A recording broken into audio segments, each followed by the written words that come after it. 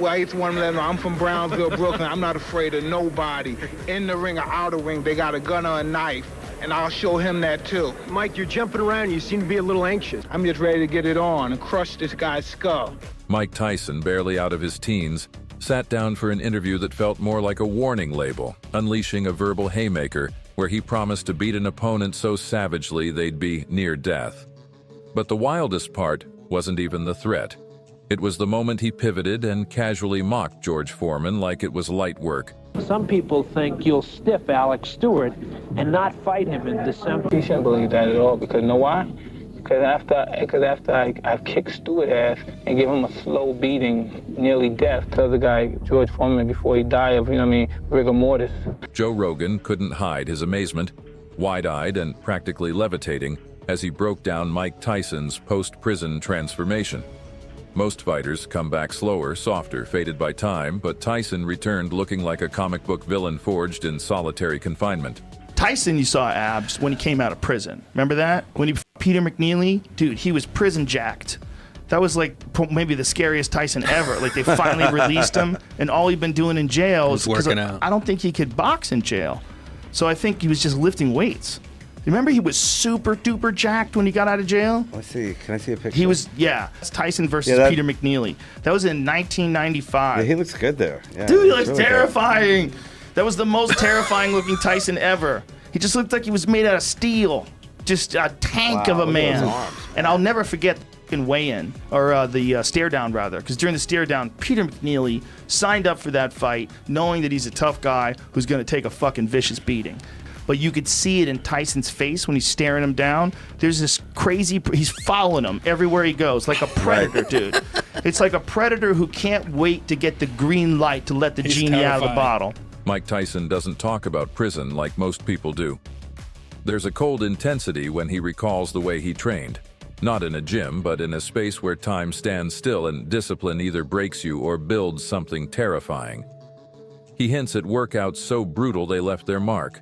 When you came out of prison, you looked better after prison than you did before going in. I had the best 3 years of my life in prison. I would do the running, and at nighttime, I run for 4 hours just in my room, jumping. It's a concrete floor, right? I indented it, my feet. I was 285. I came out 218, 215. Did you know that while serving time, Mike Tyson wasn't just sculpting his body, he was sharpening his mind? His prison reading list included Nietzsche, Machiavelli, and Sun Tzu. That's right, Iron Mike immersed himself in the philosophies of power, control, and strategy, studying ancient wisdom while building a physique that was just as formidable as his mindset. He's the reason why this table's so wide. Why's that? Because I was going to make the table more narrow and be closer to the guests. I had him on once when he was retired, and he was much heavier, and he was smoking a lot of weed, and he was contemplative and interesting and philosophical and just a fun guy to hang out with. And then I had him on again when he was about to fight Roy Jones Jr., and he had lost about 60 pounds. Right. He looked shredded. He had muscles bulging in his arms, and he was very intense. Right. It was like a completely different human being, and he was terrifying. Just being in the room was fucking terrifying. And I said, you know what? This table needs to be a little wider. I'm glad it wasn't on me. Yeah, I just don't want to be that close to him. He fucking scares me. Right. Like, I felt his energy. It was and even Jamie said it after he left. Jamie was like, that's a totally different person. At the chaotic weigh-in for Pacquiao versus Mayweather, one fan made the fatal mistake of forgetting he was standing next to Mike Tyson, and Tyson reminded him with a swift, instinctive elbow that said back up respectfully.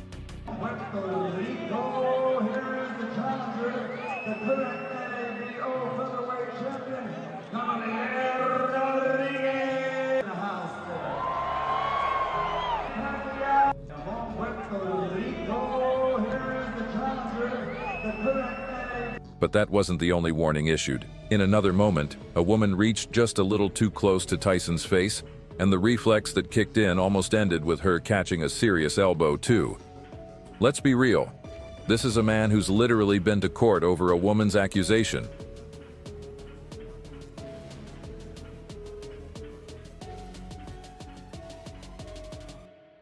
Tyson doesn't do close contact without a reason anymore, even in retirement. His instincts remain razor sharp. Fans often forget that Tyson operates with a fighter's paranoia. One wrong move, and he's reacting like he's still in the ring.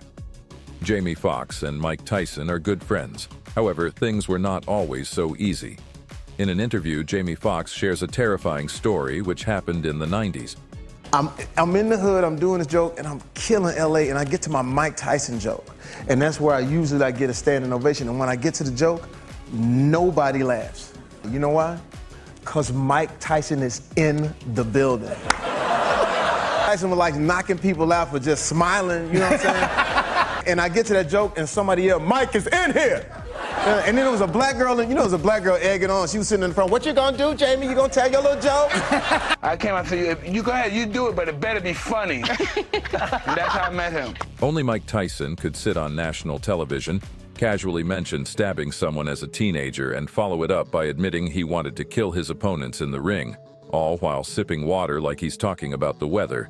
Tucker Carlson, who's usually unfazed, gave the kind of laugh you use when you're not sure if it's a joke or a warning. Former fighter there who trains you, is that the point when you realize you're going to do this for a living? Yeah, but this is what, when I came there, I was in another facility on that campus, and I believe I don't want to say I stabbed somebody, but I had an altercation with somebody. So I came when he met me, I had handcuffs, and I'm rearrested, and I was a mess. And so, What did you feel about the guys you were in the ring with? I wanted to kill them.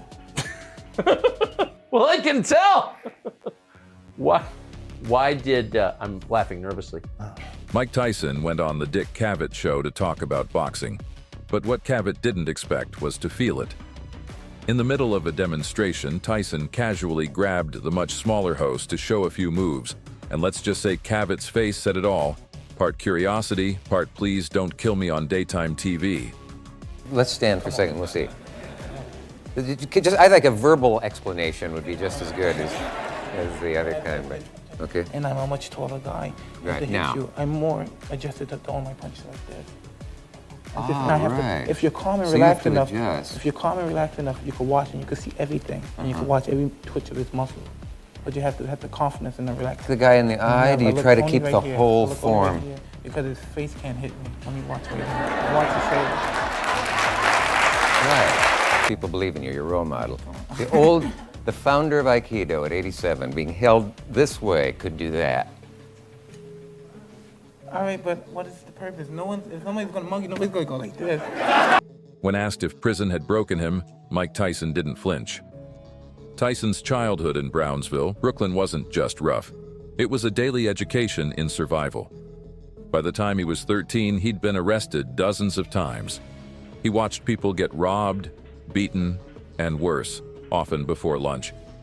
He once spoke about seeing a man get stabbed with an umbrella right in the eye, the kind of memory that sears itself into a kid's wiring. He saw his mother cry more than she smiled, and learned early that vulnerability wasn't safe currency in his world. In that context, prison wasn't a breaking point, it was a continuation. Have you been broken in this place, Mike? Not my nature. Not my nature. That's why I'm always think I'm in trouble.